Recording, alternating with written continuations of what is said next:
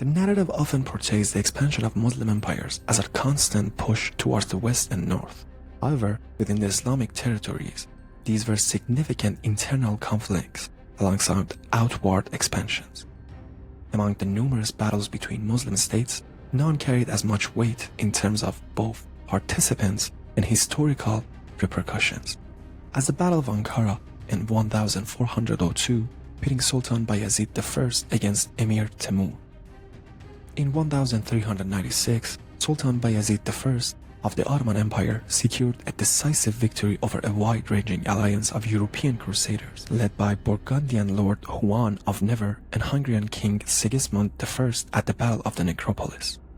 Despite appearances suggesting Bayezid's imminent advance towards the Constantinople or into Central Europe, he was well aware of the looming threat from the east.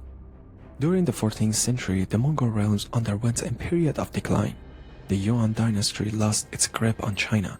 The Ilkhanate relinquished control over Iran, the Caucasus, and parts of Iraq to various dynasties. And the Golden Horde, which once dominated a significant portion of modern-day Russia, stagnated. Central Asia descended into chaos following the rapid disintegration of the Chagatai Khanate, with numerous warlords contending for supremacy. Among them was Timur, born in 1336 into the Turkified Mongolian Balas tribe. Despite starting as a minor raider, Timur provided himself with a formidable warrior in his youth, eventually assuming leadership of his tribe in 1358. An injury that left him with a crippled leg earned him the moniker Lang, meaning lame or slow in Persian, hence his Western moniker Tamerlane. By 1317, Timur had consolidated his rule over much of Central Asia and began plotting her expansionist campaigns. In 1378, he aided Tokhtamish's ascent to power in the Golden Horde before embarking the conquest of the remaining Central Asian territories and commencing the subjugation of Iran by 1381, fully occupying it by 1386. Over the next 3 years, he extended his control over most of the Caucasus. Timur's conquests were characterized by brutal tactics. Cities that resisted faced destruction, with their populations either massacred or enslaved. And grim reminders of his power, such as towers constructed from the skulls of his victims, served as deterrents to dissent. The acquisition of Caucasus brought Timur's realm into direct proximity with the Golden Horde, setting the stage for inevitable conflict with the Tokhtamis. Between 1391 and 95, Tokhtamis suffered 2 defeats at the hands of Timur, leading to the loss of his domain. Concurrently, significant changes were underway to the west. The Ottoman Sultan annexed small Turkic beyliks in 1398 and 99, prompting their rulers to seek refuge at Timur's court, while deposed leaders from Timur's conquests in Iran and Iraq found sanctuary in Ottoman capital. With Bayezid's and Timur's realms now sharing a border, the stage was set for a showdown. Timur was reluctant to engage in conflict with another Muslim powerhouse. Thus, a prolonged exchange of letters between the two leaders ensued. One of Timur's missives cautioned, "Exercise wisdom and seek penance. Refrain from provocations, for you are as significant as an ant before elephants. Do not invite their wrath, lest you be trampled."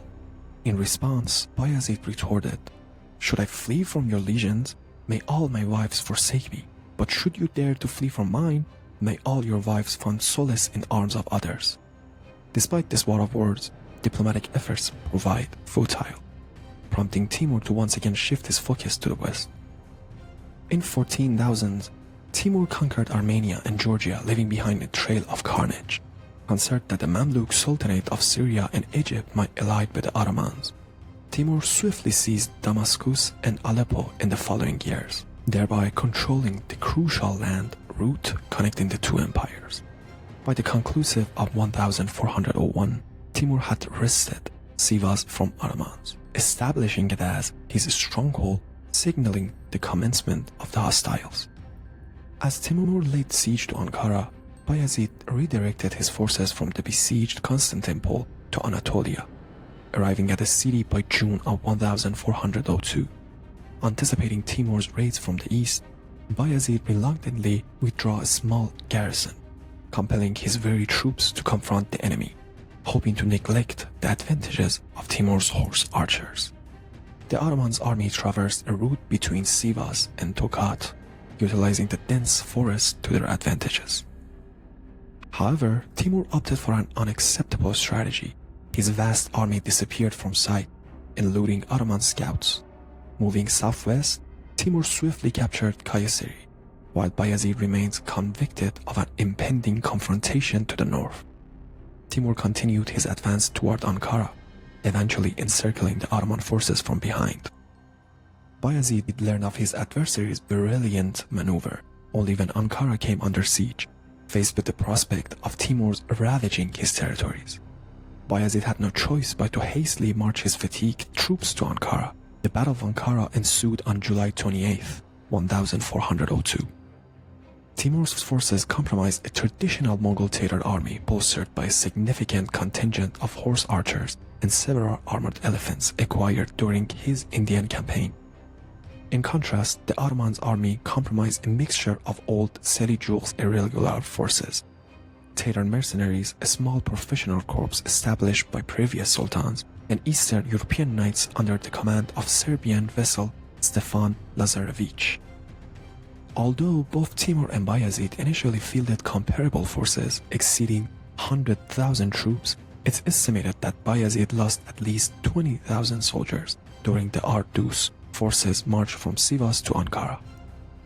Timur organized his horse archers into 4 divisions, 1 at the center, 2 at the flanks, and a reserve unit. While positioning his elephants at the forefront, Bayezid deployed a formidable center comprising archers at the forefront, followed by Janissaries and Sipahis cavalries held in reserve. On the left flank, Serbian cavalry under Stefan's command was stationed, while troops from Anatolia and Tatar mercenaries held the right. Bayezid relied on the defensively of his flanks to withstand the assaults, enabling him to launch a counterattack from the center.